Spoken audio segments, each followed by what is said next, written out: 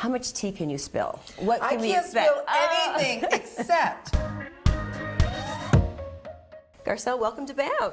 Thank you. I'm so excited to be here. It is absolutely stunning everywhere you look. Isn't it so pretty? It's so pretty. And I saw all your Instagram posts looking fabulous and gorgeous in the mountains. Oh, I mean, listen, it's like a backdrop. It almost feels like it's not real. It's so true. Yeah. Yeah, I've seen it a lot my first time here, and it's great. And it's such an honor to be sitting here with you. Oh, thank you. You're so sweet. Absolutely. Congratulations. You're winning the Inclusion Award. Yes. I can't think of a better person. You know, you have really celebrated diversity and representation throughout your entire career. How important is this award to you? It's everything to me. I think anytime you can use your platform for something good, I think that's what you're supposed to do, right? I mean, back in the day, I don't think, you know, when you became an actor, you didn't think, oh, I'm going to use it as a platform or become an activist or do things that are important, not only to me, but to my community. But I think the world has shifted. Yes. And if you don't take the opportunity to give back or highlight something that's important to you, then I think we're missing out. But even you just being there, you know, in Coming to America at 19, your first movie role, what an iconic role in an iconic movie. You know, I think about you being Fancy in the Jamie Foxx show, you know, that was really a breakout TV role for you. What kind of changes have you seen when it comes to representation, you know, from the start of your career to now? Oh, I've seen a lot of changes, which has been really, I mean, life affirming, because that's where we want to go. We want to keep moving forward. I remember when I started in the industry, I mean, first of all, I was a model. They didn't think I could walk and talk at the same time as an actor. So that was different. But now seeing, like, not only diverse, but also ageism. Do you know what I mean? I feel like women now 40s, 50s, and 60s are greenlighted or the leads of shows or leads of movies. And I think all those things are important pieces of the movement forward. But seeing, you know, Viola Davis and Angela Bassett and Ava DuVernay doing things that, you know, we didn't even dream about. It's just beautiful. And for me to be a little small part of that evolution is really awesome. Oh, you're a big part. Oh, You're a big part. you. We have to talk Real Housewives of Beverly Hills. Absolutely. You know, we're all like chomping at the bit, buzzing about this upcoming season. Yeah. You know, saying goodbye to Kathy Hilton and Lisa Rinna, saying hello to Denise Richards. How much tea can you spill? What can we expect? I can't spill anything except that I think it's gone back to its roots. You know, the glamour, the friendships, there'll always be drama, but I think there's a freshness to this new season that I think people will like. And there's, like you said, Denise Richards, Camille. We have a few people come back, so it's been really great. I'm going to miss Kathy, though. Yeah. She's hilarious. We're going to miss her, too, watching. But, you know, you're still there. That's good. You know, with all the freshness and the fabulous and the glamour of the Real Housewives, and also trailblazing that, you know, you're the first black housewife in that franchise. You know, it's just like you're just doing it all over the place. With all the fresh and fabulous, there's also, you know, the drama and the trolls. Sure. So, like, how do you figure out that space? That is the hardest part of the space, because we shoot the show, and then, of course, when it comes out to the world gets to weigh in, and that's when it really becomes difficult. Not only do you see what the other women are saying, but then the trolls, and, you know, the fans are so invested that anything is a big deal to them. So that's the piece that I had to learn. But I don't read comments, believe it or not. I do believe that, because I understand that. Yeah.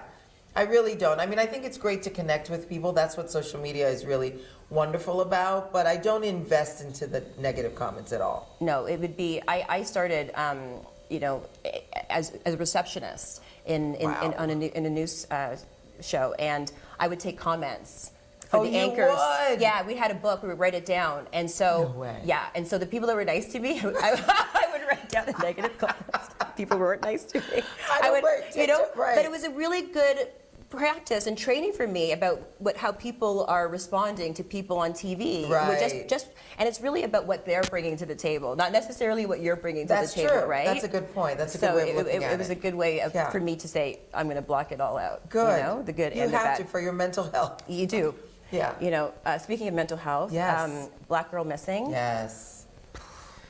Garcelle. I love that movie so much. Me too. Thank you. Like, what a powerful, important film. Thank you. You know, really. So, what, like, And not only are you starring in it and like doing the damn thing, but you're also an executive producer. Yes. You know, why did you decide to go all in on that project? It was something that was so important to me that there was no other option really. When Cale Futterman, who actually ended up writing our script, pitched me the idea, it was halfway through. I said, "You can stop. Let's do it." And then of course we're like, who are we taking it to that's going to understand this story more than anyone?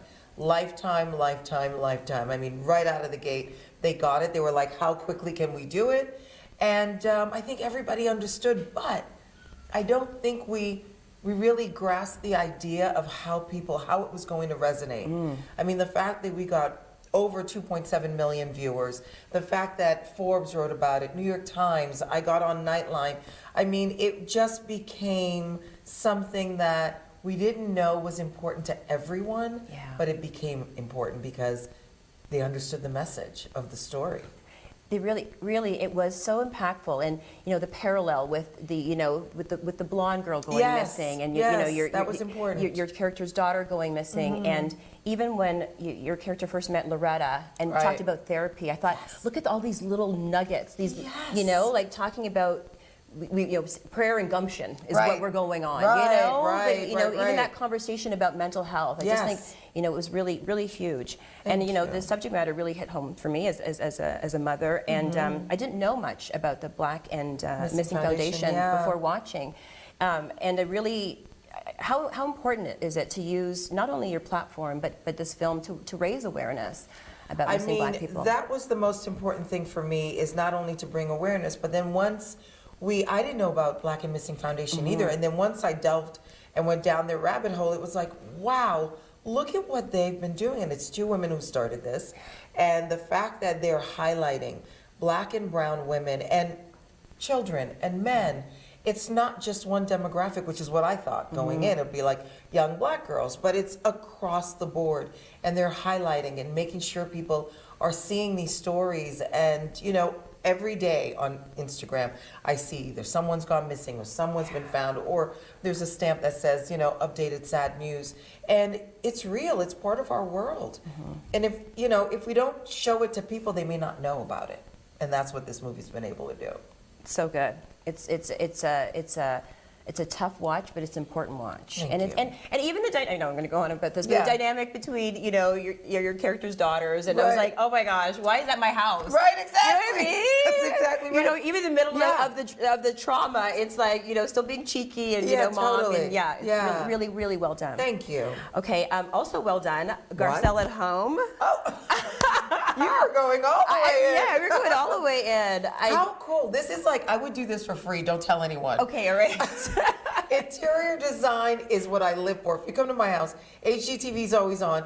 I love designing, and for me, just like in clothes, I don't like all high end. You know what I mean? I love Zara, I love Target, I love all these things. Zara, right here. Exactly. Yeah. So why not at home? You don't need to break the bank to make things look good, and I love it. And so it's been really like a bucket list. I can't believe that I get to design, interior home line. It's amazing. And it's really great. Thank you. The It's palm really prints, fun. the pineapples, Yes. it speaks to me. My family's from St. Lucia, you're from Haiti. Right, it's all exactly. part of that. But it has mass appeal. Thank you. It's really been great. really, really fun. Canada? Canada, Can we get maybe? Come on now, we're a BAM. You're right. Like, that's not Absolutely. fair. You're right. I Okay. have to will make it have happen. things shipped to my friend's house because I don't want to pay the duty. That's hysterical. I love your honesty. Yeah. Okay, we also have to say congratulations on the one-year release of your memoir, Love Me As I Am. Thank you. Now, that was have been, scary. I was going to say, that must have been a project. It was a project, just because, how much do you want to share? I've always been an open book, but then at the same time, my kids one day may pick this book up. But I had to be honest. First of all, I made them promise that they were not going to read it until I'm gone. Oh, don't say that. I'm going to say it to the room right now. Okay. But I mean, it was cathartic. There were things in the book that I thought I was over, but then I realized once I started, sort of tapping into it, I wasn't. My relationship with my dad, we never really had a relationship. My divorce, who wants to be in their 40s getting a divorce? But I feel like There was a lot of different things that people related with the book, which was really fascinating for me, because I thought, women, but I had guys, I had all kinds of people come up to me and go, I'm reading your book, and oh my God, I can relate to this. And so It's it great. was, I put it out there. It really is great, and Thank you you. laid it out there, and I just feel like people have one perception of somebody in the public eye, Right. and then it also it's like, oh my gosh, stars, they can be just like us Yeah, too, for so much so sure. relatable, because we just see Absolutely. the polish and the Right. perfect, and Right, we no. all have our little moments. Absolutely, and it's important to share that, to be human. Yes. I brought up the Jamie Foxx show, Yeah. and you spoke out recently, about the rumors surrounding that. Yeah. Why was it important for you to speak out about your friend? I couldn't love that man anymore. I adore him, and when those rumors came out that he was doing really poorly, I thought that was just, irresponsible. And I think we live in a media area where a media phase where we want to be the first to report something, and sometimes it's not always accurate. I just want him to be healthy and happy and back with us the way we know him and love him. Same. You are having this amazingly successful career. You started very young, and you're doing, like I said, the damn thing. What advice would you have for somebody like getting into the industry, trying to do it all? I would say know who you are. That's a really big part of it. I always said I'm not going to sell my soul for this industry, and I believe I've kept that. I think it's knowing what you love and just going for it.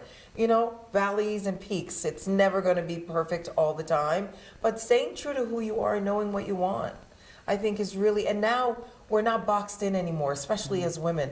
We can do multiple different things and show up for ourselves in a way that we never did before. So I'm all about perseverance, staying true to who you are, and going for it. You have nothing to lose. Nothing to lose. Nothing at all. And then lastly, Yes. what is your skincare regime? I Because adore you look exactly Oh the my God, same thank from you coming so to much. America, I have, right now.